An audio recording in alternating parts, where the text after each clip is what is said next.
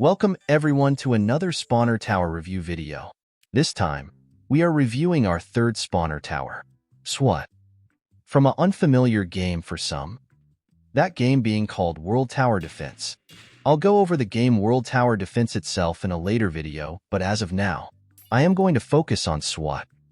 Firstly, in order to obtain S.W.A.T, you need to beat one of the game's harder modes. Arduous mode, which I would not recommend to do if you're a new player, or you don't have any good towers/friends to carry you. However, if you're up for the challenge, then I would recommend beating it on Ruined Warehouse, being the easiest map out of all of them, and gives the highest rewards. Starting off with Level 1, SWAT has a base cost of $1,300 and a base HP of 50 and spawns the units Ranger and Shotgunner.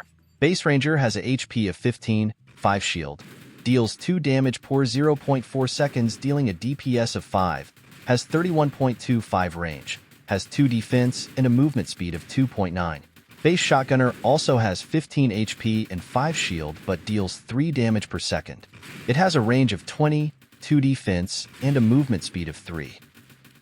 Before I continue any further, I would like to mention that these stats are subject to change, as well as any other spawner tower from any other game I review, and any spawner tower I review from World Tower Defense is without any accessories, meaning that this is just base SWAT without any buffs/debuffs. Next, in order to upgrade SWAT to level 2, you need to upgrade it, which costs $1,000. Then you need to replace your level 1 SWAT and place a level 2 SWAT, which will cost you $2,200 to place. At level 2, SWAT's HP increases from 50 to 100 HP, and SWAT units now get a 25% damage increase and 10% range increase. For level 2, we are introduced to a new unit, the SWAT Rocketeer. It has 15 HP, 5 shield, 30 damage, a fire rate of 3 seconds, 55 range, 2 defense, a movement speed of 2, and an AoE of 7. Not only are we introduced to a new unit, but the other units, Ranger and Shotgunner, are also buffed as well, with Ranger getting a 1 damage increase and a range increase of 3. For Shotgunner, it also gets a 1 damage increase and a range increase of 2. Here is where the price increases by a lot, with the upgrade cost for level 3 being $4,000 and the placement cost for a 3 SWAT being $6,200. The SWAT gets another HP buff of 50 and now boosts spawned units' ammo by 50% and fire rate by 10%. Not only does it provide more buffs, but it also spawns another new unit, the SWAT van, the appearance being a SWAT van with a SWAT member being on the top mounting a gun to shoot down enemies. Its stats are 600 HP, 5 damage, fire rate of 0.108, a DPS of 46, a range of 45, 4 defense, and a movement speed of 4.4.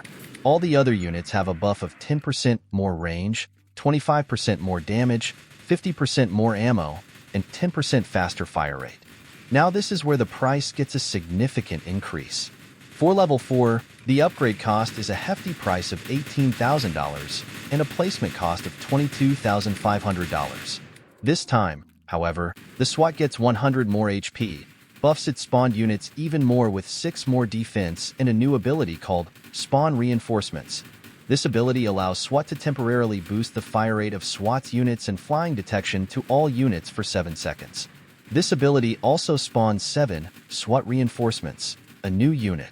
The stats for this new unit are 25 total HP, 20 HP and 5 shield, 9 damage per shot, a fire rate of 0.16 seconds, a DPS of 56, 6 defense applied from SWAT buff, and a movement speed of 4.5. So, hypothetically, if all 7 reinforcements spawn, you can get a total DPS of 394 just from those 7 units, making it a very good ability to use. However, you must bear in mind that this may fluctuate depending on the resistance stats an enemy may have, especially Defense 1 and Super Armor. Finally, all previously mentioned SWAT buff to units is applied to all unit SWAT spawns, Ranger, Shotgunner, Rocketeer, SWAT van, and reinforcements. Now that we've finished mentioning the stats, we will now mention the various strengths and weaknesses SWAT has. Starting with its strengths, SWAT is a good stall tower with the many units it spawns. It can stall enemies to buy more time, so you can get other units. SWAT is also a solid early game with a level 2, SWAT being able to clear the early enemies.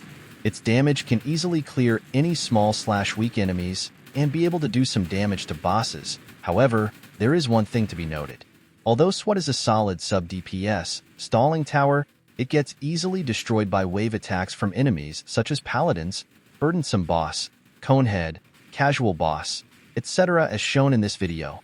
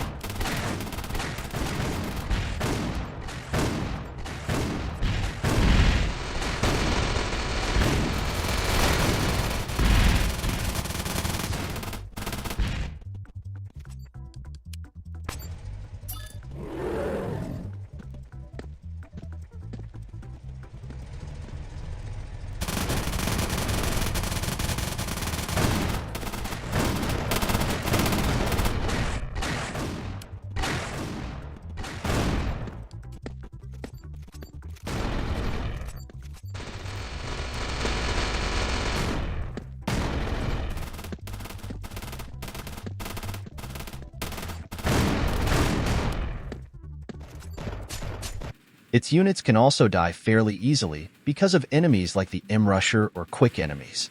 Its crowd control is not the best, with only having one unit being the Rocketeer that does actual AoE damage, but its lack of damage and fire rate make it so that it cannot easily deal with crowds. Overall, SWAT mainly is a defensive tower, being able to kill zombies that get past the main defense. Like I said before, it's a solid early game, one of the best for almost any map, if you can get it to level 2.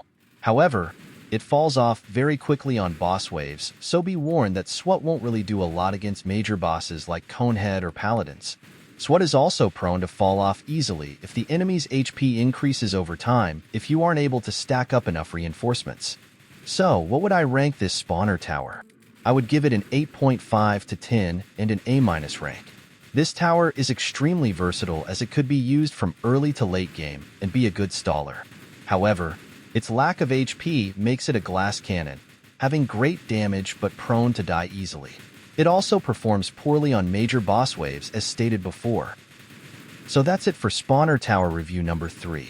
I hope you enjoyed this video and be sure to check out World Tower Defense. It's a very unique tower defense game as it utilizes strategy, teamwork, and can be challenging even if you're a pro gamer like me, lol. That's all for today's video, and I'll see you on the next one.